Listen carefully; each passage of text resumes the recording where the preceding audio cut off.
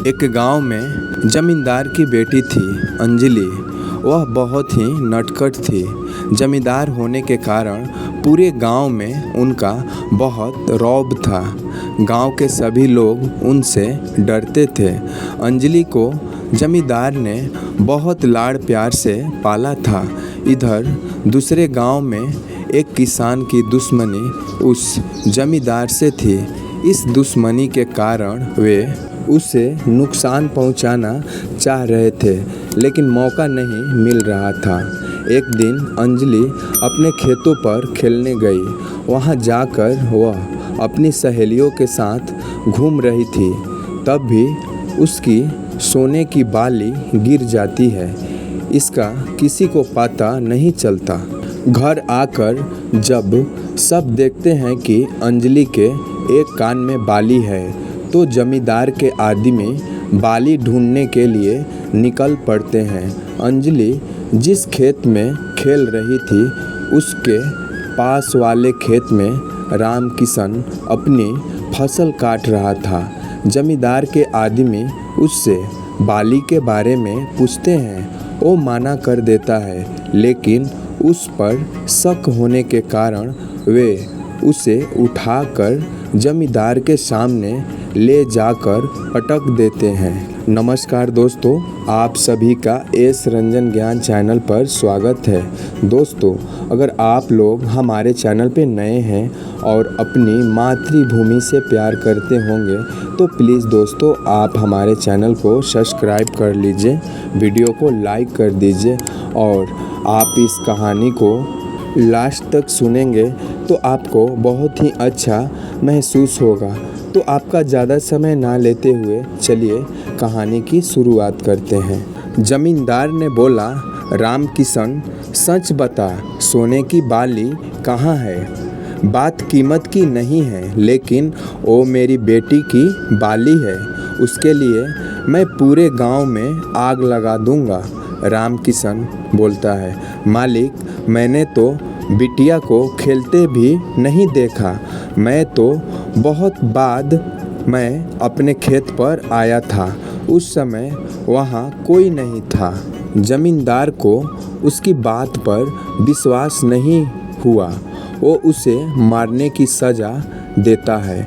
जमींदार के आदमी उसे मारते हैं। जब वे मारते मारते थक जाते हैं तो उसे उसके घर के सामने फेंक आते हैं।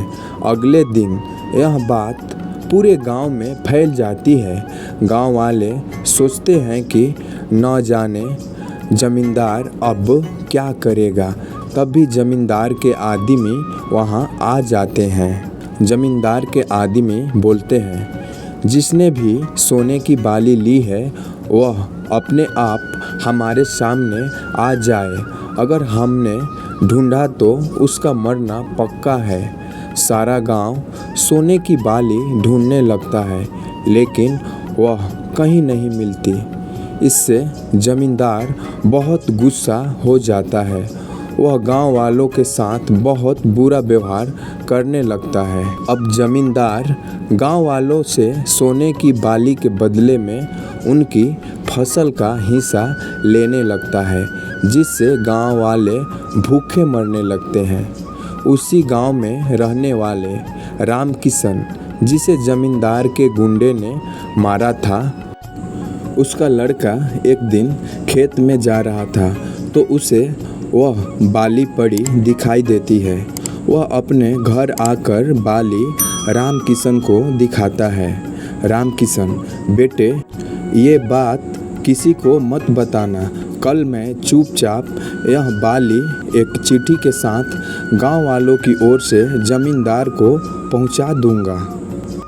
अगले दिन रामकिशन चुपचाप गांव वालों की तरफ से एक चिट्ठी के साथ बाली जमींदार की चौखट पर रख आता है।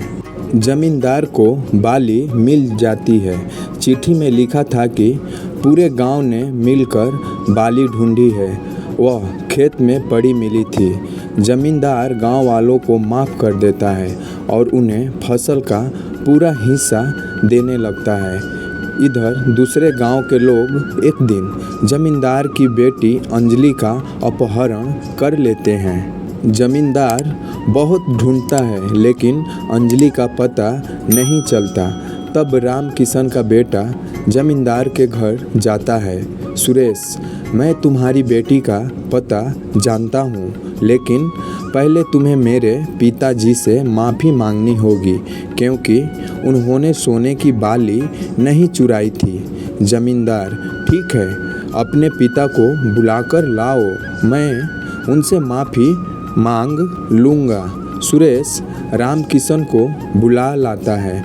जमींदार उससे माफ़ी मांगता है।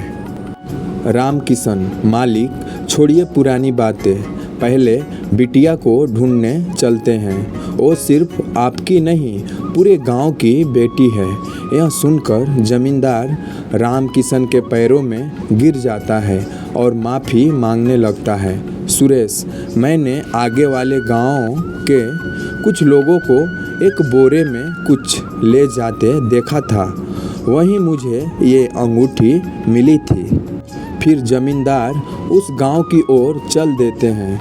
बेटी की बात पर पूरा गांव उसके साथ चल देता है।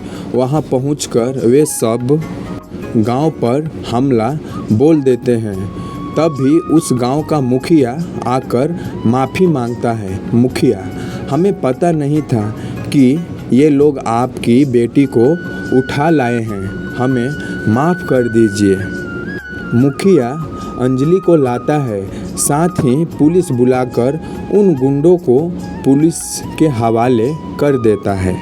जमींदार अंजलि को पूरे सम्मान के साथ गांव वापस ले आता है। हेलो दोस्तों, ये कहानी आप लोगों को थोड़ी सी भी अच्छी लगी हो तो हमारे चैनल को सब्सक्राइब कर लीजिए, वीडियो को लाइक कर दीजिए।